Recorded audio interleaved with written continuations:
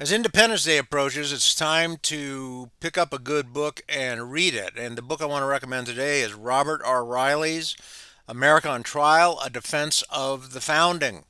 Robert Reilly has a long and distinguished career. He's a director of the Westminster Institute. He spent over 25 years of service to the U.S. government, and he's a special assistant to the president and the director of the Voice of America. He taught at the National Defense University and he attended Georgetown University and the Claremont Graduate University. He's published widely on American politics and morals, foreign policy, and classical music. So he's a published author. He's a smart and serious guy, and we're friends on Facebook. He wrote this excellent book, America on Trial: Defense of the Founding, and it was published in 2020. I've read it now a couple of times. Uh, I find it very, very good. Um, and what makes it of great value is, and what makes resonate with me, the things that Reilly talks about, is that he references Bellarmine and Suarez, Robert Bellarmine and Francisco Suarez, who I have studied independently. And these two Catholic authors, thinkers, philosophers, jurists have had an impact on the American founding. You will see their ideas with the American founders and in the Constitution and with the things the founders wrote and talked about. So, what Reilly does, he makes the case very well, I might add, that principles that are part of our founding are rooted in or part of Catholic thought and tradition. Indeed, it can be said that America is a Catholic country which is based on these principles. Reilly's work resonates with me, as I said, because I've studied at least two of his sources: Robert Bellarmine, a Jesuit, who I believe is also a doctor of the church. He lived from 1542 to 1621, and then Francisco Suarez, also a Jesuit, who lived from 1548 to 1617, and he was a jurist, and he developed the philosophy of law. And again, the ideas of these two guys ended up with the founders. So what Reilly does is he shows how it was transmitted. These ideas were transmitted to the founders. I'll get to that in a minute. So Reilly explains what the book is. Okay. I'm just going to quote him here. And a lot of what I'm doing I wrote down because I want to get it absolutely right. Because this is a book worth having and worth reading, because the ideas that are set forth are solid, they're true, and you need to know them.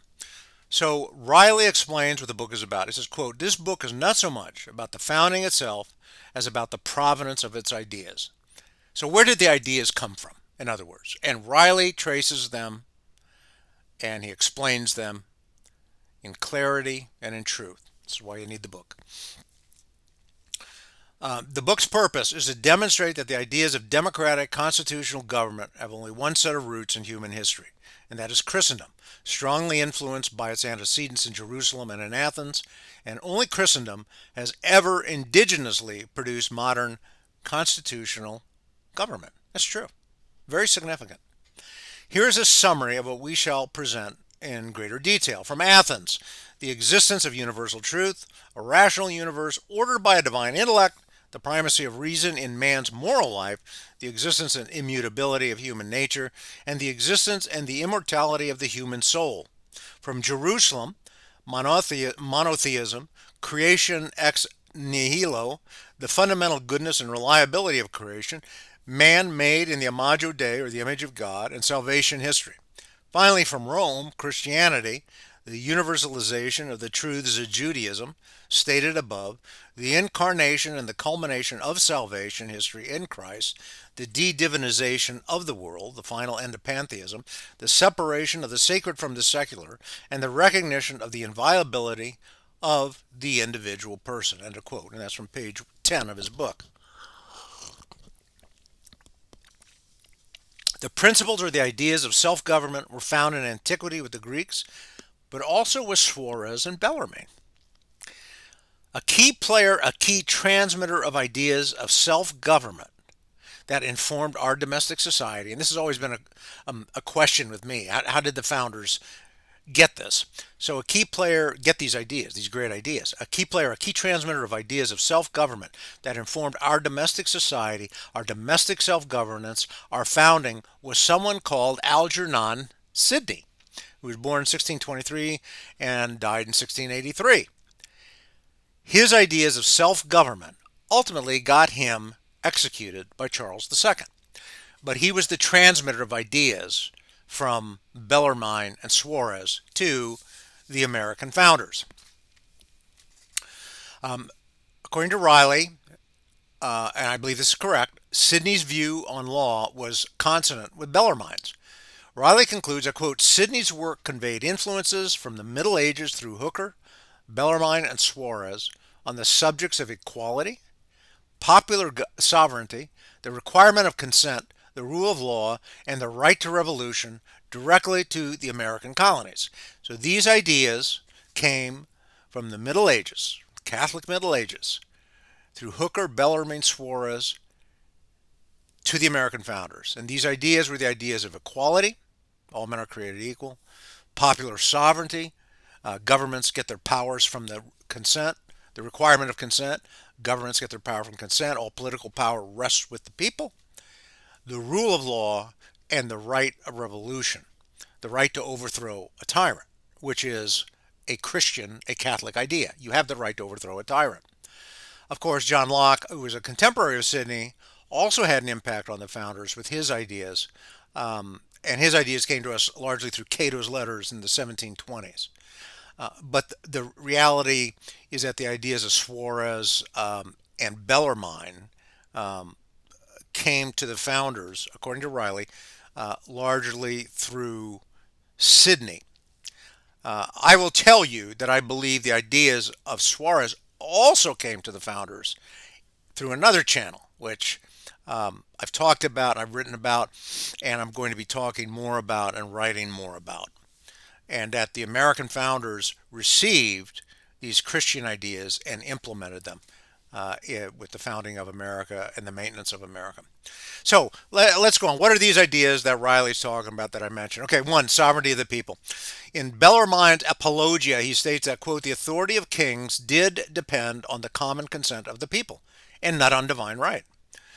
Bellarmine says, God does not directly give authority to the kings. Does not directly give authority to the kings. By virtue of the law of nations, the kings get their authority through the consent of the people. In De Laicis, Bellarmine wrote that, quote, particular forms of government exist by the laws of nations. They are not determined by the divine law because it depends on the consent of the multitude to place over itself a king, a consul, or other magistrates, and for a legitimate reason they can change royalty into aristocracy or democracy or vice versa, as it was done in Rome, end of quote. Bellarmine is saying that the people retain political power, and he's right, and that is the teaching of the church and of every philosopher, that the people hold power. Now, note the reference to law of nations. I've talked about law of nations too. And law of nations was also transmitted to the founders from Suarez and from the School of Salamanca. It was transmitted to the founders a different route. It came to them through Grotius, his successors, and then Vattel, who wrote a book called Law of Nations, that's the short title, that was heavily read by the American founders. And in it contained the natural law and ideas that came from Suarez and other Catholics and the School of Salamanca. Second idea here that Reilly talks about is the principle of equality. Reilly writes that, quote, the requirement of the people's consent was founded upon the principle of equality of all men. All men are created equal. This came from Bellarmine, who also said that tyrants can be legitimately overthrown and who cited to St. Thomas Aquinas. Bellarmine also said that the democratic government is the best because, quote, all love that form of government best in which they can participate. All love that form of government best in which they can participate. And democracies or democratic elements reasonably ensure commonwealths against incompetent rulers and secure the highest degree of popular right, liberty, approval, self-expression, participation, and welfare. End of quote. And this is something that John the 23rd wrote about in Pacem in Terris. Bellarmine went on to write that, quote, when laws do not protect men's rights, but infringe upon them, when laws are an impediment to the community's development and welfare, they are not good laws and they are therefore not valid laws, end of quote. In sum, Reilly makes a good case that the following important principles that guided the founders originate with Bellarmine and Suarez. Quote, the origin of government, the power of the people and the requirement of consent, the freedom and equality of all men, the right of revolution and self-determination, end of quote. Finally, what's really important, actually it's not finally, but what's really important in this work is that Reilly critiques Patrick Deneen and Michael Hanby. And Patrick Deneen, I think, probably has more infamy in this area than does Michael Hanby, but they both have attacked the American founding, and I've read their stuff, and I want you to listen to some of Reilly's critique. He spends an entire chapter in the book on this critique, and I think it's very important to read the entire critique because I think it's spot on. Over time, I've come to understand that guys like Deneen and Adrian Vermeulen are really not what they say they are. They are agents of discord. They're agents of subversion. Even though they write some things that appear good, they're actually there to destroy and to put in place of what they destroy something very vague, very nebulous, that is easily subject to manipulation by the powerful, and that will result in the loss of rights and dignity and a lot of other things that flow from that. So I think that Deneen, Bermulli, and probably Hanby are nefarious characters. Okay, so in short, Reilly says that Deneen misquotes Madison, and this is really egregious. What Deneen did, according to Reilly, and Reilly's right. Deneen says that Madison said, "quote the first object of government is the protection of the diversity of the faculties of men." The first object of government is the protection of the diversity in the faculties of men. Okay, that's Deneen's quote. Completely wrong. What Madison actually said in Federalist 10, which is a very important passage for a lot of reasons, because what this passage showed, is that the American founders were attuned to their work of creation, of cooperating with God and doing creation, of seeing that there are different ways of creating wealth, of creating goodness in society. But Deneen took that comment to say basically it's some kind of nihilistic manifesto that allows man to be whatever he wants to be, and that's not the case. So what Madison said is the diversity in the faculties of men from which the rights of property originate is not less an insuperable obstacle to a uniformity of interests. The protection of these faculties is the first object of government. From the protection of different and unequal faculties of acquiring property, the possession of different degrees and kinds of property immediately results, and from the influence of these on the sentiments and views of the respective proprietors ensures a division of the society into different interests and parties. End of quote. That's what Madison said. Now, when Madison was talking about their different economic interests, their different creation interests in society, and we have to make this all work together for the benefit of society and to cooperate with God in creation. It is not a statement of radical individualism divorced from truth. It is simply a statement of how best to make society function in accordance with the natural law, in accordance with God's law. Uh, so Deneen basically assigns him as ideas he didn't hold. Reilly goes on to say that Deneen says America was based on pure will, but Reilly says that the rights mentioned in the Declaration are only understandable in the natural law context, because that is the context that the founders were working in, whether it be from Algernon and Sidney or from Vattel. Hanby also reads into the founding principles things that were never intended or understood by the founders. For instance, as I understand Reilly's argument, he's saying Hanby separates freedom and truth. What Reilly what Reilly says is that the founders always knew that freedom and truth were to be understood in conjunction with each other. That freedom was in connection with the natural law, with truth. You don't have this libertine type of freedom. Your freedom is within the bounds of the truth, which separates you from error and evil. So He goes on. Reilly goes on to say Hanley and Deneen misread the Declaration, and Reilly says that Hanby and Deneen are claiming that America was founded as a Hobbesian state when it was not, and that their argument is basically circular, and that they're doing a great deal of harm by doing what they're doing. What I want to do is read a few paragraphs at the end of Reilly's book because I think this is very enlightening, and I think the one reason I really like Reilly's writing is he's blunt, and so I'm just going to quote from here. It's a couple paragraphs, but I think it's very important. Reilly writes, quote, "It is a suicidal blunder to denigrate the founding in this way. It is a suicidal blunder to denigrate the founding in this way." And might I add that truer words were never spoken. Because as you've heard from me, and as I've been talking and writing about for the last several months, is we are under attack. We're under ideological attack. We're under doctrinal assault. We're under informational assault coming from Russia and from other countries. And they are trying to destroy us. And partly the way they destroy it is to destroy our founding principles, which unite us. And our founding principles, as Reilly points out, and as I argue elsewhere, are Christian.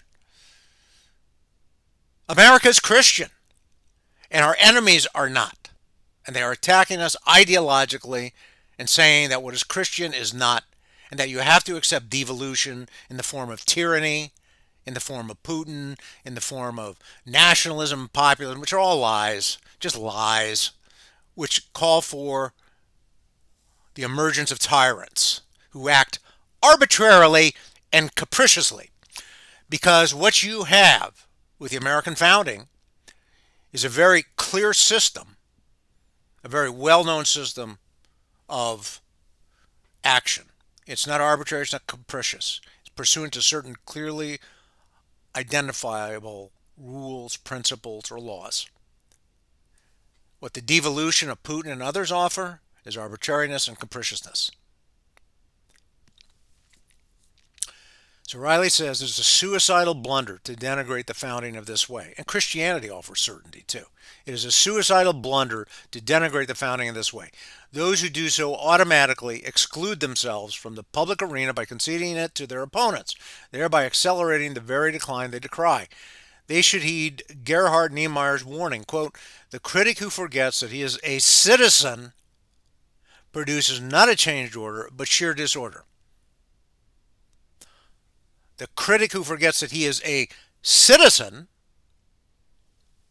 produces not a change order, but a sheer disorder. We're all citizens. We all inhabit the same piece of dirt. We're all called to patriotism. We're all called to build up, not tear down. But chatter after chatter tears down. That's all they do. It's just tear down. And they demoralize. And their work is helping our enemies, anti-Christian, devolutionary, evil people. The critic who forgets that he is a citizen produces not a change order, but sheer disorder. You have to realize that you are a citizen. You must act as a citizen. That means with amity or friendship and justice towards your fellow citizens. And that's in the spirit of truth. And that's why Intermarifka is important, because it requires you to speak in truth. And most chatters don't have truth. They don't spread truth.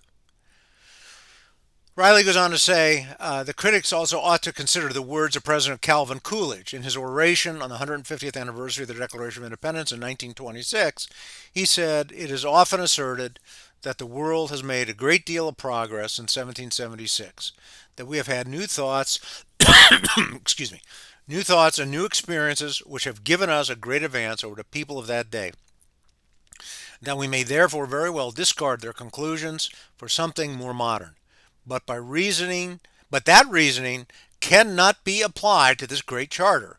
If all men are created equal, that's final. If government derive their just power from the consent of the governed, that's final. No advance, no progress can be made beyond these propositions. If anyone wishes to deny their truth or their soundness, the only direction in which he can proceed historically is not forward but backward. In its main features, the Declaration of Independence is a great spiritual document. It is a declaration not of material, but of spiritual conceptions. End of quote. Now, the critics of today quote some version of Christianity or made up Christianity, whatever they decide it is, and they distort it and they use it as a weapon to destroy this great Christian charter, the Declaration of Independence, and the U.S. Constitution, and with it, America, or they're trying to. Reilly goes on to say, in his own words, quote, the fault is not in our founding principles, but in ourselves, in our neglect or outright disavowal of them. We have not remained true to the founding, end of quote, to these principles of the natural law. It's an excellent book. I highly recommend it. I will be doing another show shortly concerning the Declaration of Independence, and I will probably be doing another show also fairly shortly, which shows how the Catholic ideas of the law of nations passed to the founders from the School of Salamanca and Suarez through Grotius, Pufendorf, Wolff, and Vattel. And then from them, through Kent and James Brown Scott, who I mentioned before, to Cordell Hull, the creation of the United Nations. It is this Christian world order that America has created, and that is still extant in this world, that the Russians and others want to destroy. They claim to do it in the name of nationalism or ethnicity or religion, but they've weaponized these concepts and they've lied about them, they've twisted them, and they're driven by grievances and by evil intent to cause harm, to bring tyranny, chaos, war, misery, poverty. All the things that we vanquished with America, with the natural law, with the ideas and thoughts that came from antiquity and Christianity. Thank you.